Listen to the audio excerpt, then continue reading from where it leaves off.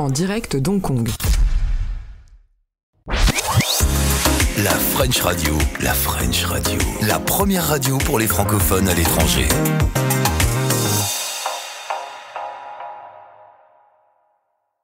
Bonjour.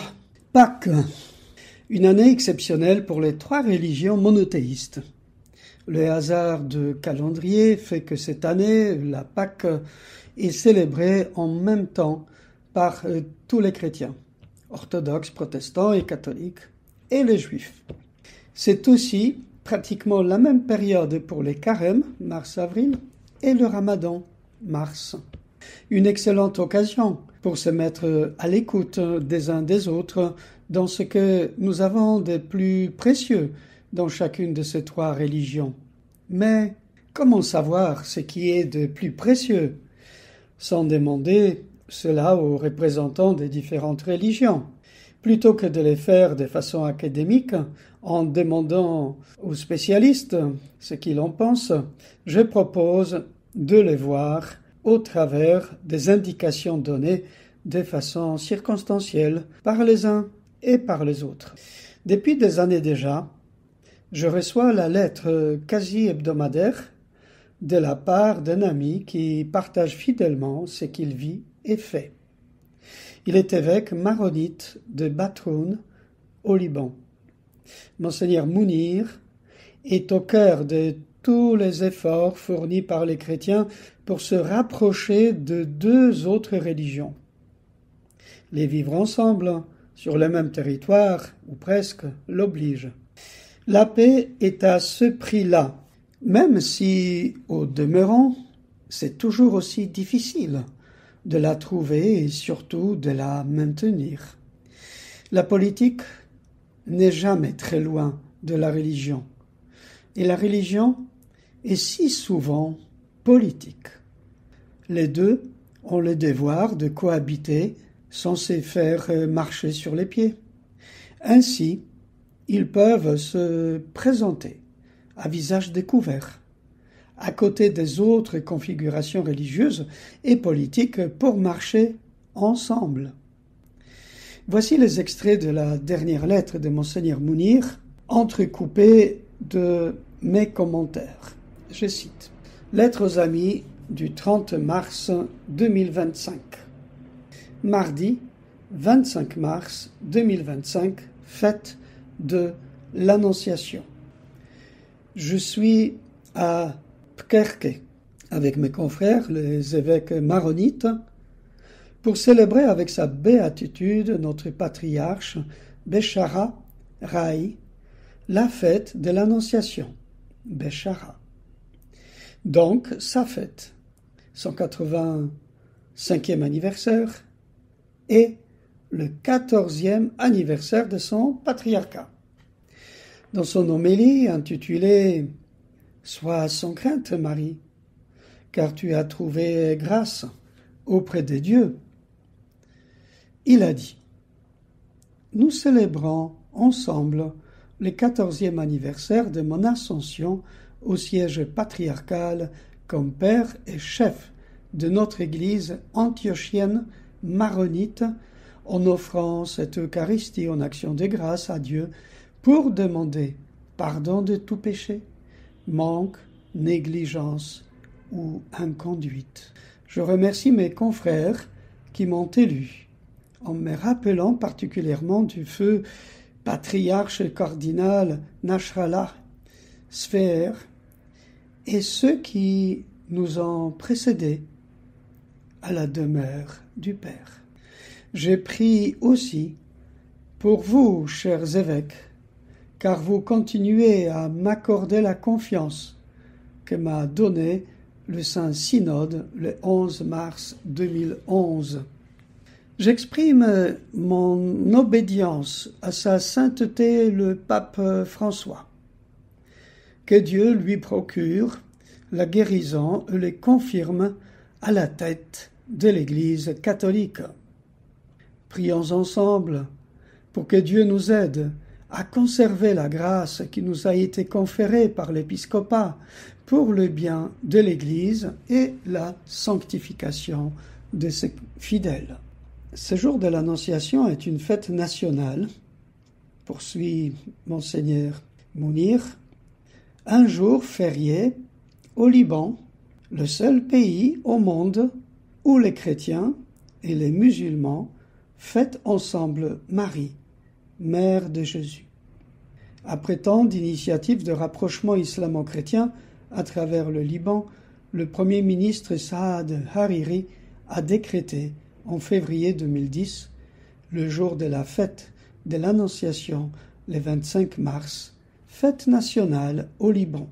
La décision fut prise à ce moment-là, alors qu'on notait des tendances à un repli communautaire ou à une radicalisation religieuse face au fondamentalisme et intégrisme islamiste. Et depuis cette année, des rencontres islamo-chrétiennes sont organisées chaque année à travers le Liban pour rendre compte ou faire prendre conscience aux Libanais de la culture mariale fédérant chrétiens et musulmans.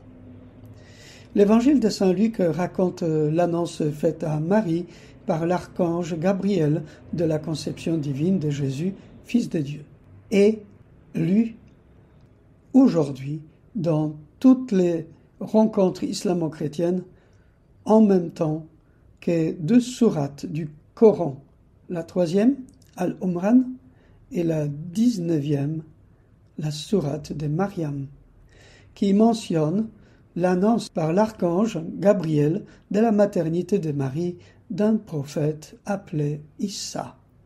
Pour le moment, j'interromps la citation qui relate la célébration de la solennité de l'Annonciation fêtée le 25 mars pour me concentrer sur 3 aspects de cette partie de la lettre. La première remarque porte sur l'importance de cette fête pour les maronites libanais. Béchara veut dire Annonciation. À cause du prénom et du double anniversaire du patriarche, de sa vie et de sa fonction, cette importance est encore renforcée, soulignée. Pourrait-on dire que Béchara est incarné dans cet octogénaire qui n'a rien perdu de sa verve, tout comme son cadet, Monseigneur Mounir. Dans un contexte d'incertitude sociopolitique, la religion devient un refuge pour y trouver des raisons de vivre et à cette occasion, de croire. À charge de chaque religion de permettre aux membres d'accéder au sens profond de la croyance. Même un hasard de calendrier est parlant, mais probablement bien aidé par le choix délibéré, celui de l'intronisation comme patriarche, justement le jour de cette fête, et à cause de son prénom. Ce qui, dans le contexte des relations interreligieuses de la région, est signifié par la place accordée à Marie. La seconde remarque porte sur Marie elle-même.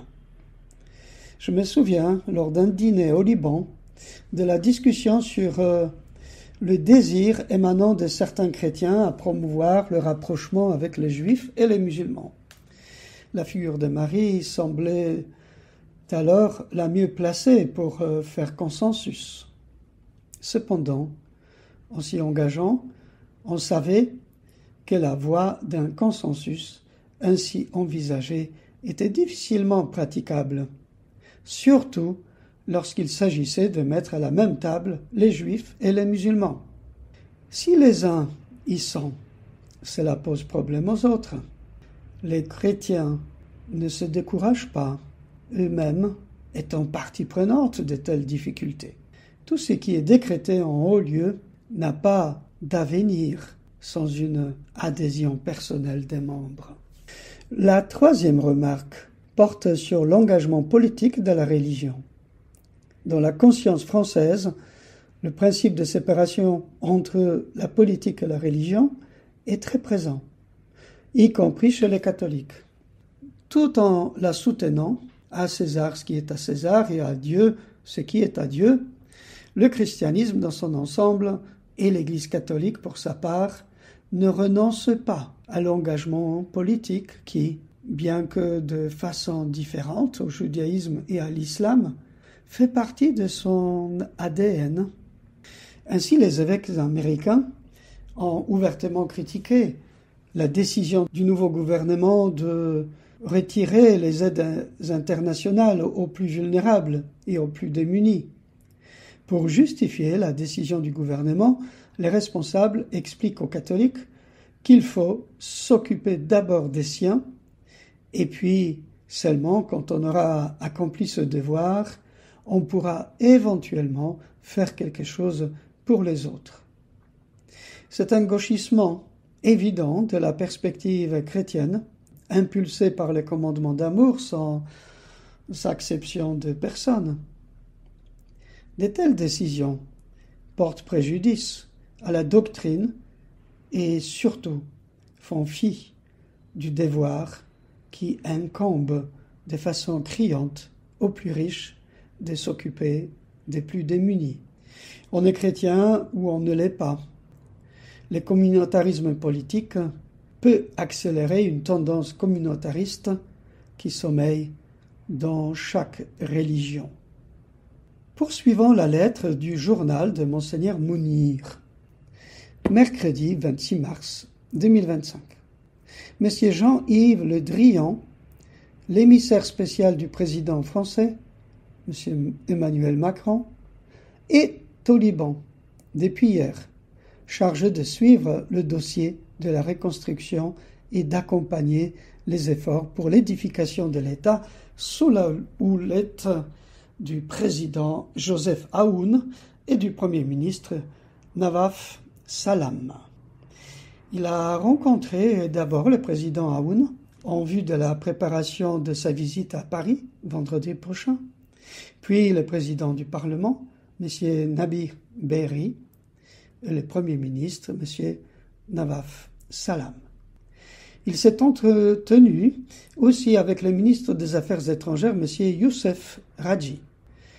Il a tenu enfin à déclarer que la France continuera à soutenir le Liban jusqu'à ce que la stabilité soit rétablie dans le pays. Il a aussi salué le discours d'investiture du président Joseph Aoun et le travail sérieux du gouvernement, en les appelant à instaurer les réformes nécessaires pour renforcer la confiance de la communauté internationale et du monde arabe, ainsi que pour attirer les investissements. Fin de citation. Voici mon commentaire. La diplomatie civile ou religieuse a toujours sa place primordiale pour accompagner les transformations. La religion ne peut pas se contenter d'observer la situation et compter les points, comme le font certains observateurs qui se contentent de faire état de l'implication politique ou religieuse des uns et des autres. Parmi ses obligations, le christianisme se doit de soutenir les efforts de sortie de crise. Toujours et surtout quand ces efforts eux-mêmes sont en crise. Le faire de façon conforme aux valeurs fondamentales de la religion n'est jamais facile. Comment démêler les raisons purement religieuses des raisons purement stratégico-politiques? Toujours fidèle au message chrétien, Monseigneur Mounir est un exemple de ce qui est possible au nom de la foi. Les faire par la prière et proposer des actions concrètes, les deux sont indispensables. Et par-dessus tout, être toujours attentif à la situation des plus vulnérables qui, sous peine de disparaître, ne peuvent pas attendre, ce qui aurait arrangé les plus cyniques que l'on trouve partout. Revenons au journal. Le soir du 26 mars, je suis à l'archevêché de Tripoli, invité par l'archevêque Monseigneur Youssef Suif pour Iftar, dîner de Ramadan, annuel, aux côtés des évêques des prêtres, des cheikh, des députés, des présidents, des syndicats et des officiels de tout le nord Liban. Fin de citation. Rien que cette indication mérite que l'on s'y arrête. Une réunion régionale qui réunit les musulmans et les chrétiens, mais pas uniquement. Les représentants religieux des musulmans et des chrétiens engagés dans la vie sociale, économique et politique se trouvent à la même table pour partager un repas dont le caractère symbolique est évident. Des situations semblables ne sont pas très fréquentes et c'est regrettable. Car il n'y a pas mieux que de brasser des gens pour qu'il en sorte quelque chose de positif pour tout le monde. A contrario, s'enfermer dans des cercles qui procurent le confort d'être compris et définissent la ligne des actions à mener contre les autres produit la méfiance, l'hostilité et la haine. 3 marchepieds de descente aux enfers. Iftar est le second repas durant le ramadan qui est à prendre après le coucher de soleil. Organiser un repas commun avec les chrétiens et d'autres officiels de la société et les représentants du gouvernement, c'est signifier la place de la religion dans la vie sociale et politique.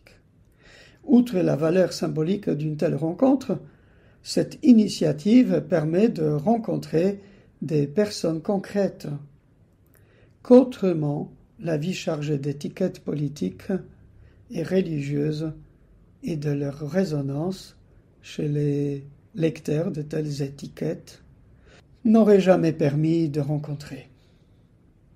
Comme nous l'avons déjà indiqué, même vivre ensemble quelques instants, c'est déjà cela pour espérer arrondir les angles, adoucir et assouplir certaines raideurs que les projections à distance provoquent et renforcent dans la durée.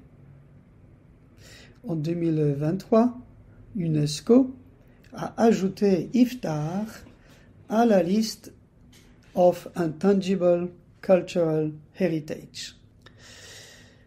Le journal contient la suite. La voici. Dans son mot d'accueil, Monseigneur Suef a précisé que l'Iftar de cette année, célébré sous la devise de l'espérance en cette année jubilaire, est un appel à l'unité, au pardon et la construction. Il a énuméré ensuite les 5 signes du carême Ramadan. Premier, c'est un temps de jeûne pour l'unité et la charité. C'est un temps de pardon et de purification de la mémoire. C'est un temps pour la reconstruction de la citoyenneté et la préservation de la dignité humaine. Puis, un temps de conciliation entre l'authenticité et la modernité. Et enfin, un temps pour que le gouvernement rétablisse la confiance au Liban. Fin de citation. Cette liste concerne tous les pays et toute la communauté catholique. Le puzzle ne sera complet que lorsque tous les éléments qui le composent seront mis ensemble. Mais aucune communauté ne dispose de tous les éléments qui, dans leur ensemble, se trouvent répartis entre toutes les religions et dans toute la société. C'est dire que la mise en place de ce puzzle ne sera jamais terminée. Commencer quelque chose en sachant que cela ne sera jamais terminé peut décourager les perfectionnistes qui sont ainsi pris en flagrant délit de leur délire et les illusionnistes qui comptent sur des effets spéciaux bien exécutés. Quant à moi, note l'évêque dans son journal, j'ai rappelé que notre présence ce soir ensemble est un message au monde entier et une preuve tangible que le vivre ensemble est toujours possible. que le Liban fondé par nos ancêtres, un état de liberté, de dignité et de respect dans la diversité, est toujours un pays message. Que notre volonté commune est de construire ensemble la paix, de refuser la haine, la violence et la vengeance, et d'édifier un état digne des aspirations de nos enfants et des générations futures. Le Mufti de Tripoli et du Nord, Cheikh Mohammed Iman, a conclu en disant « Le jeûne est un culte commun qui fortifie l'homme et unifie les nations. Le jeûne est un culte enraciné dans toutes les lois divines et un dénominateur commun entre les nations. Le jeûne est une école spirituelle et morale qui apprend à chacun de se préserver des vices et caprices et de se prémunir contre les mauvais comportements. C'est ce que nous apprenons de Notre-Dame Mariam et de notre Seigneur Jésus-Christ. Notre rencontre aujourd'hui n'est pas une simple occasion traditionnelle, mais une conviction profonde qui confirme les valeurs de fraternité et d'harmonie entre nos filles et fils à Tripoli et dans le Nord. Notre cher pays, le Liban, est passé par des crises multiples et a affronté des circonstances critiques, mais nous restons attachés à l'espérance que notre pays sortira bientôt de ces crises. » Fin de citation. Quel témoignage! S'exclame l'évêque maronite, commentant les paroles du Mufti de Tripoli et du nord du Liban. La Pessa nous est commune. Le passage nous est commun. Le désir de libération nous est commun. Les difficultés à vivre ensemble nous sont communes. L'élévation nous est possible. Quant à nous, les chrétiens, la résurrection du Christ nous soulève au-dessus de la terre, avec des retombées en termes de grâce, d'espérance et de courage, d'aller ensemble. L'humanité nous attend. L'humanité nous éclaire à sa façon. L'humanité se réjouit-elle de notre présence, à nous les chrétiens? Réjouissons-nous de la nôtre. Et puis, je voudrais terminer par les 2 derniers extraits de la lettre. Samedi 29 mars 2025, à 20h, je suis à la cathédrale, à Batroun, aux côtés du nonce apostolique, son Excellence Monseigneur Paolo Borgia, et mes confrères, les évêques Youssef Soueif, Michel Aoun et Paul Rouhana, ainsi que de certains des fidèles venus de partout, pour vivre un temps exceptionnel avec les concerts de chants traditionnels maronites donnés par la chorale de la voix antique, dirigée par le père Miled Tarabey. Nous avons passé 2 heures de joie surnaturelle dans une atmosphère céleste de prière et de méditation. Dimanche 30 mars 2025, 5e du temps de Carême, celui de la guérison du paralytique. À Pkerke, sa béatitude, notre patriarche cardinal Rai a célébré la messe du dimanche en présence notamment du nouveau gouverneur de la Banque centrale, Dr Karim Souari, qu'il a chaleureusement accueilli en lui souhaitant de réussir sa mission difficile et délicate. Partant de l'évangile du jour, Marc 2, 1, 12, il a prononcé l'homélie que l'évêque, Monseigneur Mounir Karaléa, pour terminer sa lettre, résume ainsi. « Pardonne-nous, Seigneur, nos péchés, et donne-nous le courage de nous relever, de prendre notre brancard de paralysie, et de témoigner devant tout le monde que tu es notre seule espérance qui ne déçoit pas. » Signé Père Mounir Kairala, évêque de Batron. Vous écoutez la French Radio.